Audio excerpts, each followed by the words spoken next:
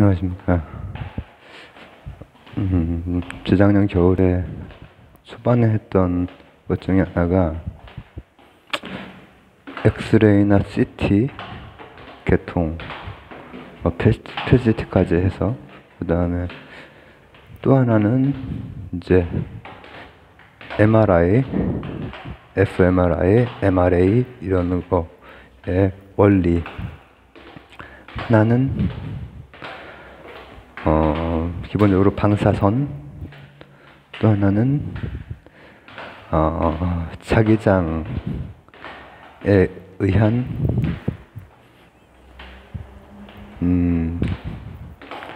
이제 최근에 한 것까지 해서 설명하자면 스핀의 공명 그것으로 이제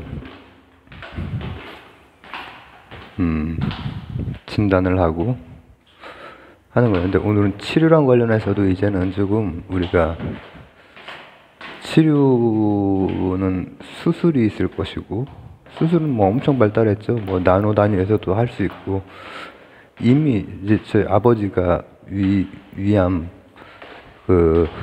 걸리셔서 이제 10년도 훨씬 넘으셨어요. 완쾌 되시니까 5년 지나면 이제 완쾌로 보는데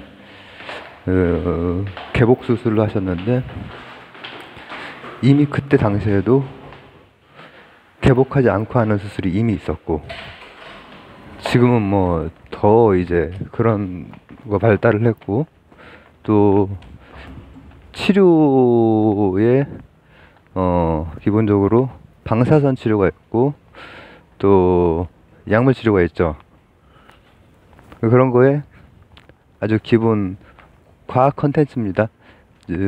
과학 컨텐츠. 왜냐 우리가 이미 신경에 대해서도 제가 이제 몇 차례 얘기를 한 적이 있고, 신경 보고독 그거 할 때 신경 그거 얘기했죠. 제가 앓고 있는 병도 이제 신경과 질환이라서 신호체계가 교란이 되면은 이게 말 안 된단 말이죠. 근데 암도 이번에는 신경 그걸 가지고 접근해서 물리화학적으로 치료라는 게 알고 보면 하나는 물리치료, 하나는 그 물리치료 그거 말고 물리적인 치료, 고에너지를 주는 치료, 그리고 또 하나는 화학적인 치료. 근데 그 두 개가 다 신경적인 어떤 것에 작용을 하는 거라는 거예요. 그 차원에서 한번 보려고 하죠. 저는 이제 10여 년 전에 이제 아버지가 갑자기 그냥 암에 이제 60 정도, 이제 60 좀 넘으셔 그 시기에 암에 걸리셔가지고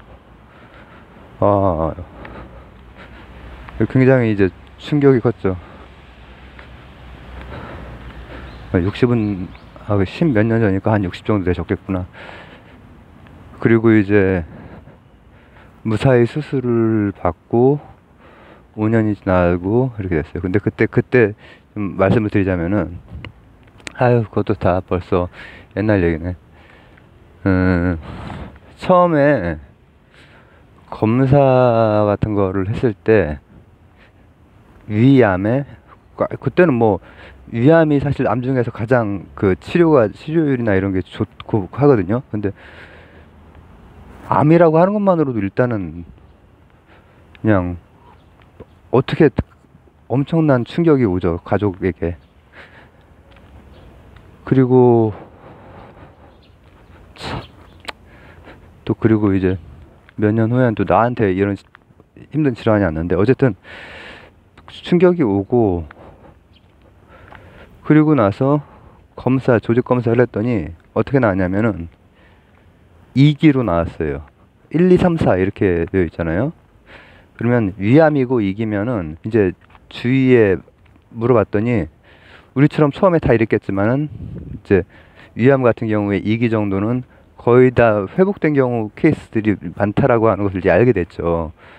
근데 검사는 조직 검사를 하는 거고, 근데 수술을 개복 수술로 하셨어요. 물론 다른 치료들은 계속 하셨고요, 당연히. 치료들은 계속 하셨지만 개복 수술로 했는데, 개복 수술 후에 내가 이제 일단은 저는 어떤 일이 생기면은 이제 그거랑 관련된 책들을 막 봐요. 예, 그걸 봤더니 그 1기, 2기, 3기, 4기 이렇게 하는 게 결국은 특정한 그 림프절의 그 샘플 가지고 이렇게 하는 거더라고, 개수로.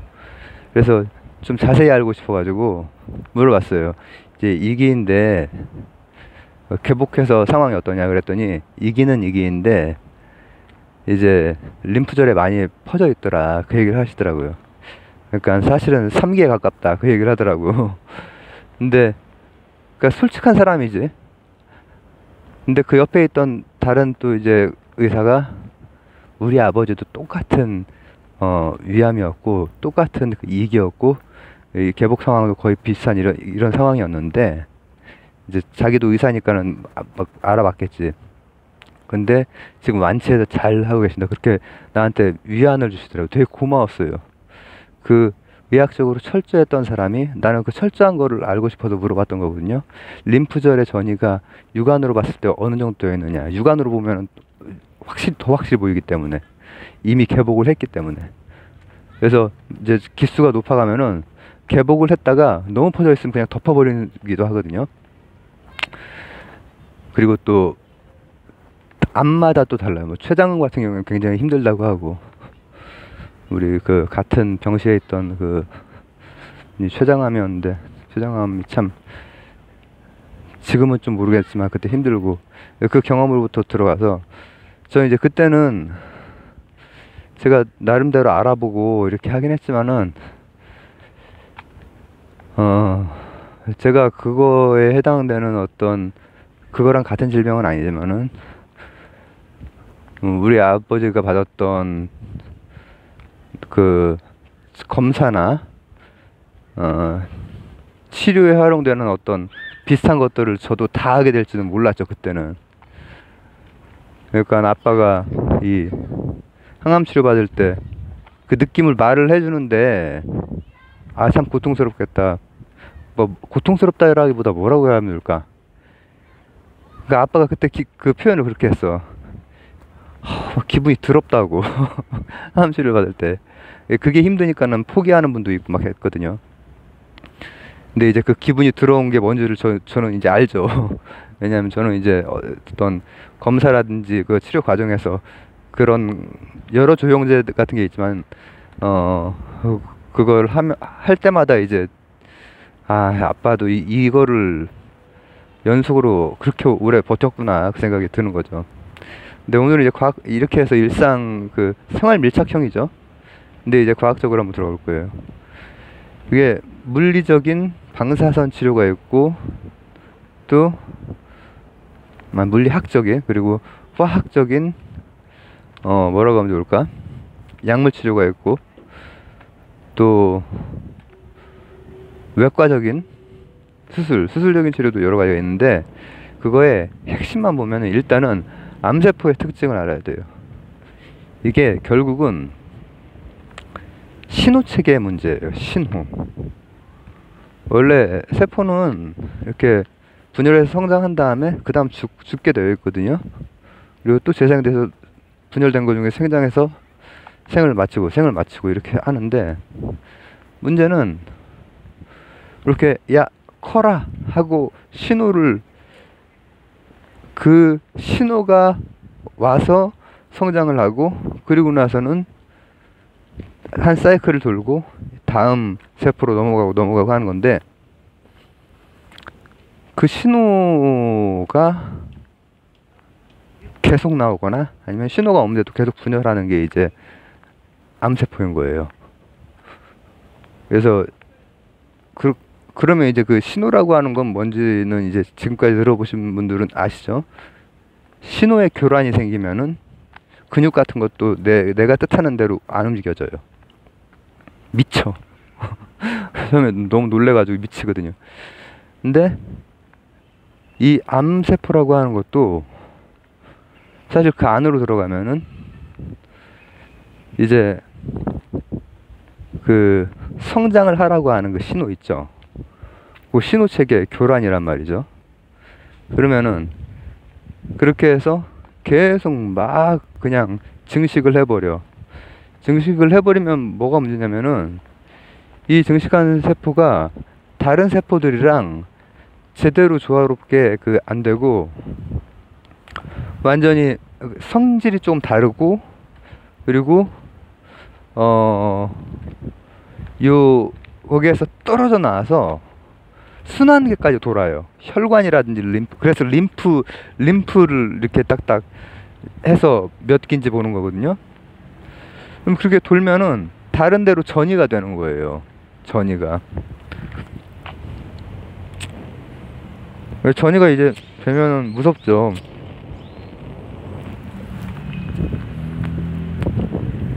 그러면 어떻게 치료를 하느냐, 이것도 딱 과학적으로만 한번 볼게요. 우리가 치료하면 생각하는 게 수술은 일단 제끼고, 종양이죠. 일단 암이 종양은 뭐냐면은 양성 종양, 악성 종양이 있어요. 혹 같은 거예요. 혹 덩어리예요, 덩어리. 제가 막 진단하고 치료받고 막 이런 과정에서 갑상선을 2번 검사한 적이 있거든요. 초음파로.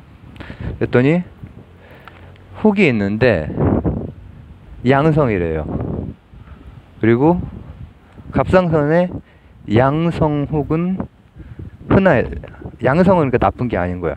이게 그래서 양성 음성이 맨날 헷갈리는 거야. 에이즈는 코로나는 양성이면 나쁜 거잖아요, 그죠? 근데 양성 혹은 나쁜 게 아니야. 그때는 양성의 반대말이 음성이 아니라 악성이에요. 악성 종양이면 암인 거예요. 근데 이제 저 같은 경우에는 이제 이쪽에 내가 땡기는 쪽으로 양성 종양이 있거든요. 이 갑상선 쪽에. 근데 그게 반년 후에 센티미터를 봐서 이제 그때 0.5인가 0.6인가 하여튼 딱 그 경계선이었는데, 반년 후에 봤을 때 그대로였기 때문에 일단 그건 넘어갔어요. 그게 이제 몇 년 전 일이죠. 근데 그게 이제 그런 게 암덩어리가 되는 거죠, 만약에 악성이라면. 근데 신경적으로, 신경 신호 체계로 봤을 때는 그럼 어떻게 치료할 때를 하느냐, 떼어버리든가, 아니면 떼어도 전이가 많이 되고 하면은 뭔가 치료를 해야 될 텐데, 물리학적으로는 방사선, 우리가 알고 있는 파장은, 눈으로 감지하는 파장은 빨주노 조파남부, 그죠? 근데 어디가 짧고 세다고 했죠? 외우라고 했는데 대답 나왔나? 자외선. 제가 이렇게 수업하듯 하면은 이게 일반 분들은 좀 짜증날 수도 있을 것 같아가지고 좀 그러네. 자외선이죠. 자외선보다 더 짧은 것들이 이제 에너지가 높은 거예요. 그 에너지가 높은 것은 생명을 탄생시키기도 하지만 생명을 죽이기도 하죠. 이게 바로 방사선 치료예요. 무슨 얘기냐? 방사선이나 약물이나 다 나름대로 그래도 안정성을 가지려고 노력을 많이 하지만 부작용도 있을 수가 있는 것이 뭐냐? 고에너지가 있으면은 일단은 뭐에서 문제가 되는 거냐면은 에너지가 들어가면 뭔가가 바뀌어요. 그죠? 그래서 이제 우리 아인슈타인 선생의 광전 효과도 뭐가 들어가면은 뭐가 바뀌어서 증폭돼서 나오잖아요. 양자역학에서도 특정한 물리량이 측정이 에너지를 넣으면은 특정한 물리량이 측정이 되고, 근데 마찬가지로 에너지가 들어가면은 뭐가 바뀌냐? DNA를 파괴하는 거예요. 다만 정상세포는 DNA를 복구하는 능력이 괜찮아, 상대적으로. 근데 암세포는 DNA를 복구하는 능력이 상대적으로 떨어져. 그렇기 때문에 방사선 치료를 하는 거예요. 방사선이라고 하면 이제 X선이라든지 감마선이라든지 중성자선이라든지 이런 것들은 다 이제 짧은 파장의 고에너지란 말이에요. 자외선보다 더 이제 짧고 높은 에너지를 가진. 근데 그런 걸 가지고 하는 게 하나의 치료예요. 그러니까 그거는 어떻게 보면은